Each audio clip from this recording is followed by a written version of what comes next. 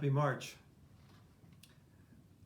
Like my talks at church, my Dr. D's media minutes have grown far too long. Maybe you can try speeding up the playback. Today I'll continue with my talk on Bitcoin, and next week I'll address Derek M's question about the investability of cryptocurrencies. This is a huge subject, and I know very little about it. So in the comments section, feel free to correct any mistakes. As a review, 12 years ago, an individual or a group using the name Satoshi Nakamoto created a currency called Bitcoin, thereby birthing a new world order, if you will, of cryptocurrency. This world takes financial power away from governments and banks by creating a new kind of currency that makes payments and maintains a public record of transactions electronically using cryptography for security. Cryptography is the process of making plain text unintelligible so that the only people that can read it are the ones for whom it's intended. The storehouse for cryptocurrencies and the public transaction ledger is called the blockchain.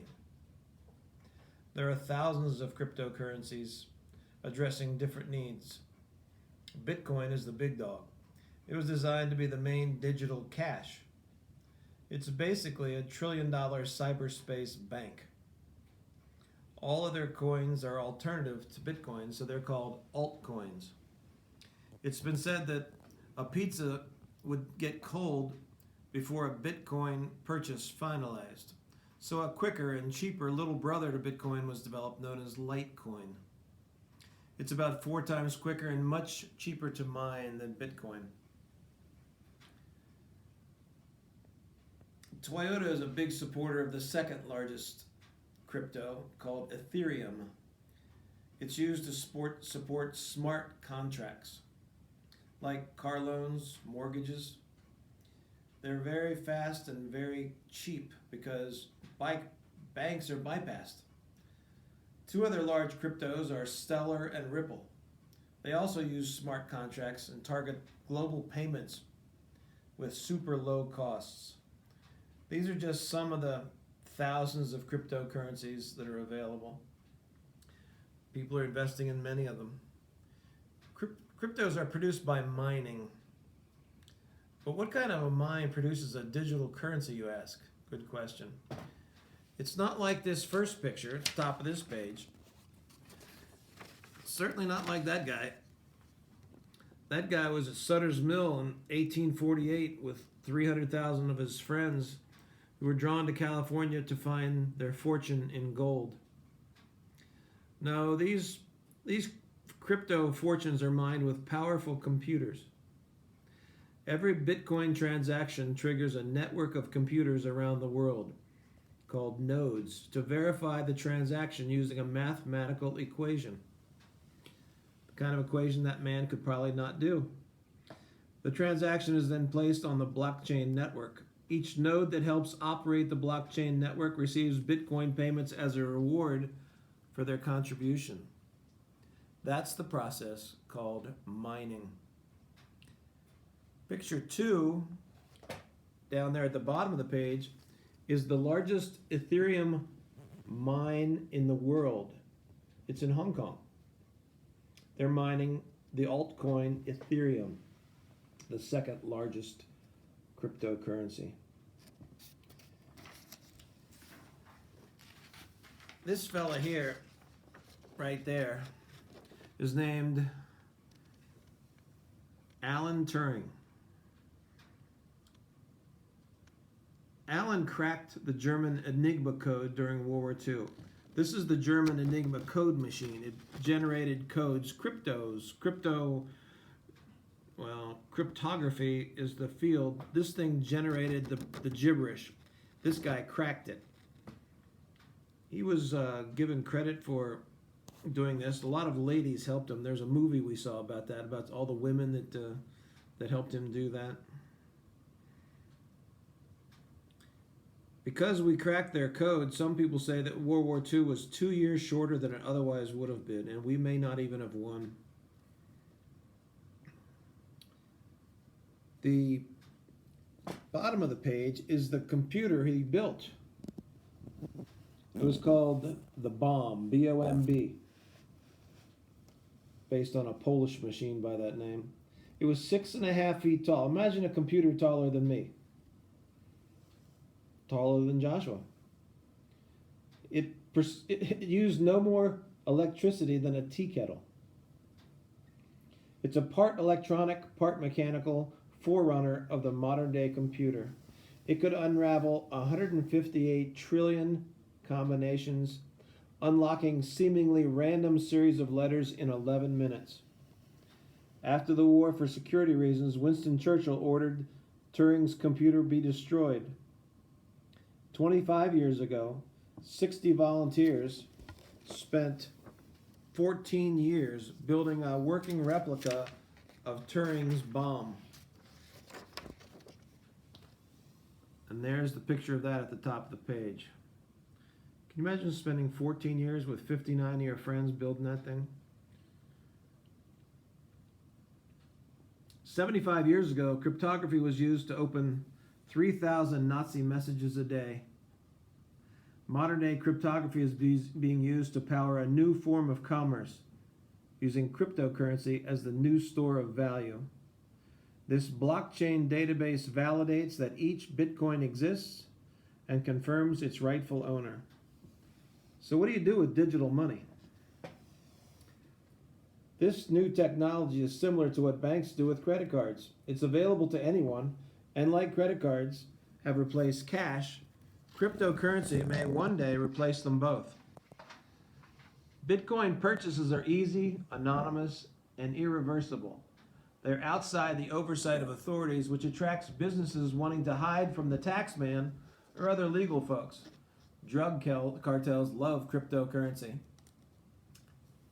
This is El Chapo. He's in the news a couple years ago.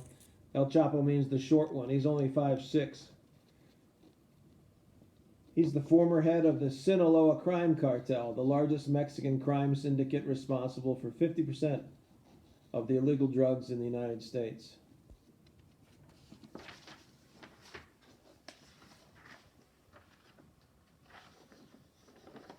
The top picture is a couple of industrious entrepreneurs making their way to the United States with ill-gotten goods. And the money they make is probably going to be laundered using cryptocurrencies. Over the last few years, international police have broken up 3 Colombian drug gangs laundering millions of dollars in cryptocurrencies. Mexico's even passed a law to reduce money laundering that requires all registered cryptocurrency trading platforms to report transfers over $2,830. And at least 7 countries have banned the use of cryptocurrencies altogether. Most crypto owners bought them hoping they would go up in value, not to buy anything with them. Cryptos can be stored on a computer, in a digital wallet, or even on the cloud. Wherever you store it, you need to protect it. I've never done this, so I might be wrong, but for crypto payments, all you have to do if you already own Bitcoin is just open your cell phone or your wallet app, scan the QR code of your purchase, and type in a confirmation code.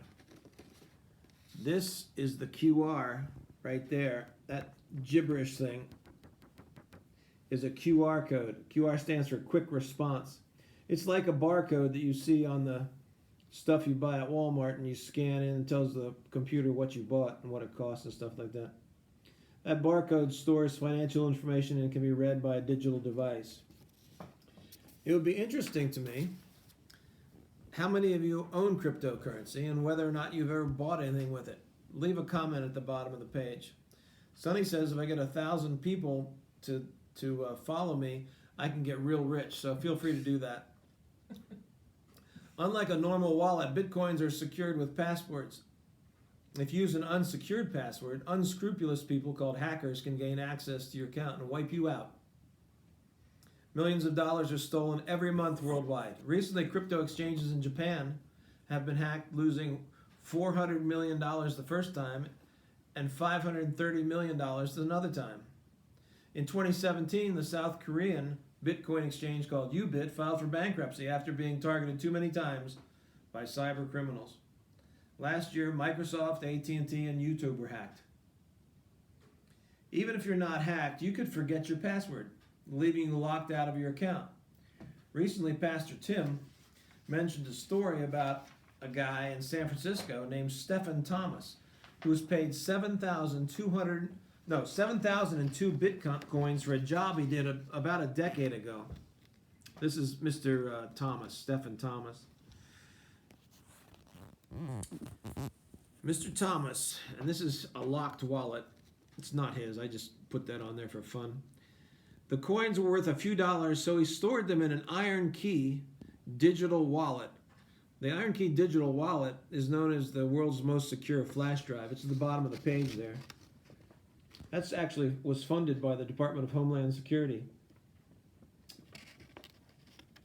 He wrote the password down on a piece of paper in case he forgot. Guess where that paper is today? Well, if you know, Mr. Thomas sure would like to hear from you because his wallet has a safety feature where he only has 10 attempts to open it before it freezes permanently. He's tried 8 times without success.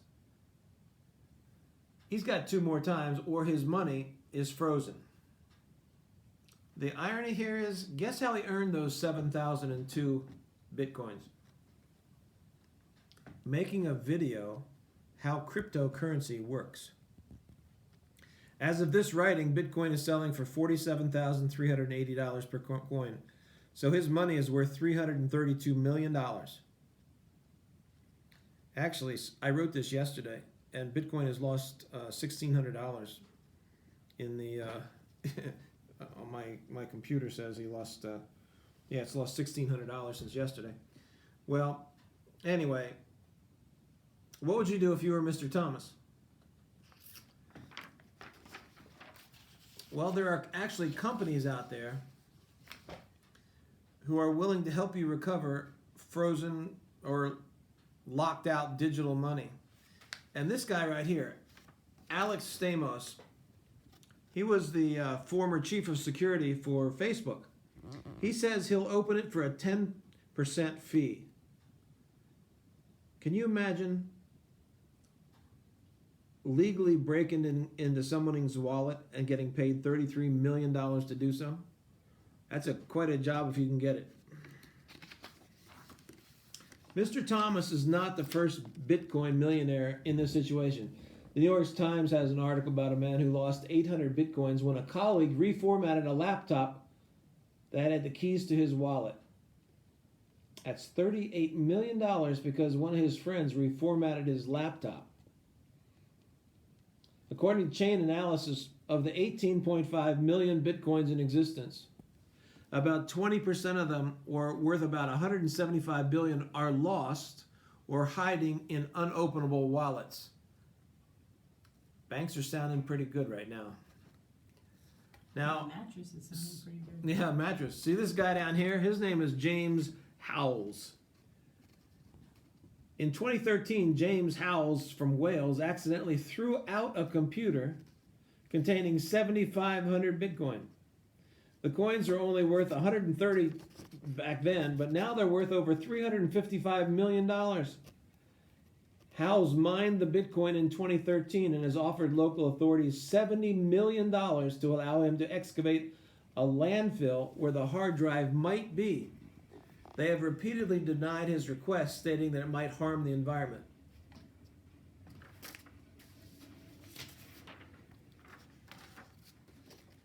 Top picture. Sounds like a little walking around money might be needed over there in Wales. Microsoft co-founder Bill Gates recently said that his foundation has used digital currencies to help governments distribute relief funds to their citizens during this pandemic. Recently, Elon Musk bought 1.5 billion Bitcoin and announced that Tesla will begin to accept Bitcoin. He also bought some Dogecoin for his 7th son. His son is named, I'm going to spell his name, XAEA-XII. It's pronounced X-A12. They call him Little X for short. Mr. Musk has 7 children, all boys. Since the announcement, Tesla stock has plunged 15%. Bitcoin went up 90% and last week pulled back 20%. Now even more than that. It's probably 25 or 30%. This month, the oldest bank in America, BNY Mellon, said it will hold and transfer cryptocurrencies for its customers.